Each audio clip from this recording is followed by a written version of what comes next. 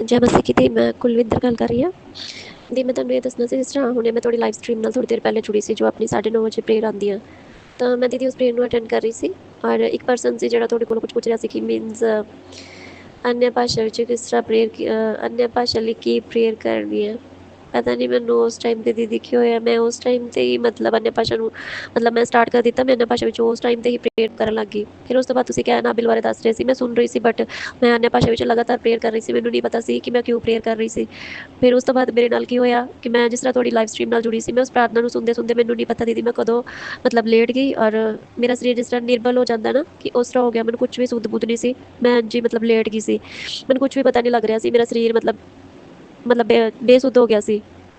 ਫਿਰ ਉਸ ਤੋਂ ਬਾਅਦ ਮੈਨੂੰ ਕੁਛ ਨਹੀਂ ਪਤਾ ਲੱਗਾ। ਫਿਰ ਉਸ ਤੋਂ ਬਾਅਦ ਥੋੜ੍ਹੀ ਦੇਰ ਬਾਅਦ ਮੈਂ ਦੇਖਿਆ ਤੁਸੀਂ ਔਰ ਵੀਰ ਜੀ ਮੇਰੇ ਲਈ ਜ਼ਬਰਦਸਤ ਪ੍ਰੇਅਰ ਕਰ ਰਹੇ ਸੀ, ਬਹੁਤ ਪ੍ਰੇਅਰ ਕਰ ਰਹੇ ਸੀ। ਅਤੇ ਮੈਂ ਉਸ ਤੋਂ ਬਾਅਦ ਫਿਰ ਮੈਂ ਮਤਲਬ ਮੈਨੂੰ ਕੁਛ ਵੀ ਮਤਲਬ ਸਮਝ ਨਹੀਂ ਆ ਰਿਹਾ ਸੀ ਮੇਰੇ ਨਾਲ ਹੋ ਕੀ ਰਿਹਾ। ਫਿਰ ਉਸ ਤੋਂ ਬਾਅਦ ਮੈਨੂੰ ਲੱਗਿਆ ਸੀ ਕੋਈ ਮੇਰੇ ਉੱਪਰ ਜ਼ਬਰਦਸਤ ਅਟੈਕ ਕਰ ਰਿਹਾ ਸੀ। ਫਿਰ ਉਸ ਤੋਂ ਬਾਅਦ ਮੈਂ ਹਲਕੀ ਜਿਹੀ ਛਵੀ ਦੇਖਿਆ ਕਿ ਪਰਮੇਸ਼ਵਰ ਮੇਰੇ ਨਾਲ ਸੀ, ਉਹਨਾਂ ਨੇ ਮੈਨੂੰ ਉਸ ਅਟੈਕ ਤੋਂ ਬਚਾਇਆ। ਫਿਰ ਮੈਨੂੰ ਥੋੜ੍ਹੀ ਜਿਹੀ ਜਦੋਂ ਉਸ ਅਟੈਕ ਤੋਂ ਮੈਂ ਬਾਹਰ ਆਈ, ਫਿਰ ਮੈਂ ਥੋੜ੍ਹੀ ਦੇਰ ਬਾਅਦ ਦੇਖਿਆ ਕਿ ਦੀਦੀ ਮੇਰੇ ਲਈ ਔਰ ਵੀਰ ਜੀ ਮੇਰੇ ਲਈ ਕਿਉਂ ਇੰਨੀ ਪ੍ਰੇਅਰ ਕਰ ਰਿਹਾ। ਮੈਂ ਤਾਂ ਫੋਨ ਵੀ ਔਨ ਨਹੀਂ ਕੀਤਾ, ਉਹਨਾਂ ਦੀ ਕੋਈ ਵੀ ਮੇਰੇ ਕੋਲ ਪ੍ਰੇਅਰ ਨਹੀਂ ਹੈ ਕਿ ਜਿਹੜੀ ਮੈਂ ਸੇਵ ਕਰਕੇ ਰੱਖੀ ਹੋਵੇ, ਜੋ ਆਹ ਵਾਲੀ ਪ੍ਰੇਅਰ ਮਤਲਬ ਜਿਸ ਤਰ੍ਹਾਂ ਤੁਸੀਂ ਮੇਰੇ ਕੋਲ ਬੈਠ ਕੇ ਪ੍ਰੇਅਰ ਕਰ ਰਹੇ ਸੀ। ਫਿਰ ਮੈਂ ਆਪਣੇ ਫੋਨ ਨੂੰ ਚੱਕ ਕੇ ਦੇਖਿਆ, ਮੈਂ ਕਿਹਾ ਮੇਰਾ ਫੋਨ ਤੇ ਬੰਦ ਪਿਆ ਵਾ, ਪਰ ਮੇਰੇ ਲਈ ਮੇਰੇ ਕੰਨਾਂ 'ਚ ਤੁਹਾਡੀਆਂ ਆਵਾਜ਼ਾਂ ਆ ਰਹੀਆਂ ਸੀ। ਵੀਰ ਜੀ ਵੀ ਮੇਰੇ ਲਈ ਜ਼ਬਰਦਸਤ ਪ੍ਰੇਅਰ ਕਰ ਰਹੇ ਸੀ, ਤੁਸੀਂ ਵੀ ਮੇਰੇ ਲਈ ਜ਼ਬਰਦਸਤ ਪ੍ਰੇਅਰ ਕਰ ਰਹੇ ਸੀ। ਪ੍ਰੇਅਰ ਮੇਰੀ ਆਵਾਜ਼ ਉੱਥੋਂ ਆ ਰਹੀ ਸੀ ਜਿਸ ਤਰ੍ਹਾਂ ਮੈਂ ਤਕੀਆ ਰੱਖ ਕੇ ਸੁਣਦੀ ਹਾਂ, ਅਤੇ ਮੇਰੇ ਤਕੀਏ ਦੇ ਕੋਲੋਂ ਹੀ ਮਤਲਬ ਬੈੱਡ ਦੇ ਕੋਲੋਂ ਹੀ ਆਵਾਜ਼ਾਂ ਆ ਰਹੀਆਂ ਸੀ, ਔਰ ਤੇਜ਼ ਤੇਜ਼ ਪ੍ਰੇਅਰ ਦੀਆਂ ਆਵਾਜ਼ਾਂ ਆ ਰਹੀਆਂ ਸੀ। ਮੈਂ ਉਸ ਪ੍ਰੇਅਰ ਨੂੰ ਸੁਣ ਰਹੀ ਸੀ, ਬਟ ਮੇਰਾ ਸਰੀਰ ਨਿਰਬਲ ਸੀ, ਮੈਨੂੰ ਕੁਛ ਵੀ ਪਤਾ ਨਹੀਂ ਲੱਗ ਰਿਹਾ ਸੀ, ਮੇਰੇ ਕੋਲ ਬੈਠਾ ਵੀ ਨਹੀਂ ਜਾ ਰਿਹਾ ਸੀ। ਫਿਰ ਜਿਸ ਤਰ੍ਹਾਂ ਮੈਂ ਪ੍ਰੇਅਰ ਸੁਣ ਰਹੀ ਸੀ, ਮੈਨੂੰ ਥੋੜ੍ਹਾ ਹੌਸਲਾ ਮਿਲਿਆ। ਮੈਂ ਆਤਮਾ ਵਿੱਚ ਉਸ ਸਰੀਰ ਦੇ ਨਾਲ ਹੀ ਮੈਂ ਥੋੜ੍ਹੀ ਦੇਰ ਪ੍ਰੇਅਰ 'ਚ ਬੈਠੀ।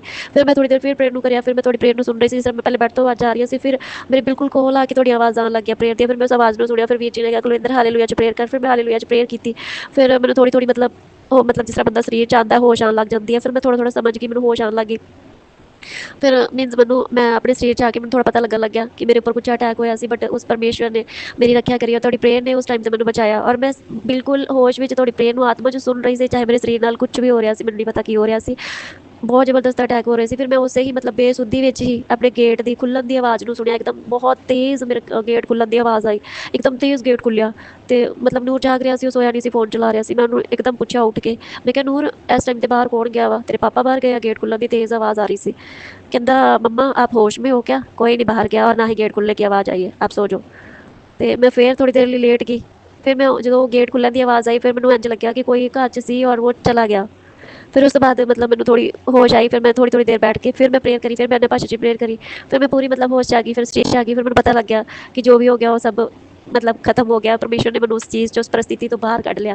मैं प्रभु का बहुत थैंक्स करती कि परमेश्वर मैंने हर प्रॉब्लम तो बाहर कढ़ लेंदे आ। और मैं जिस तरह प्रेयर नाल जुड़ी रहती हाँ ना, तो परमेश्वर तुहाडे जरिए भी मतलब मेरी सेफ्टी लिए बहुत वड्डे काम करदे। प्रेयर ही सी अज जिन्हें मैंने बचाया, उस अटैक तो भी बचाया और उस प्रॉब्लम चो भी बाहर कढ़िया। थैंक यू दीदी, और थैंक यू परमेश्वर, थैंक यू जीसस।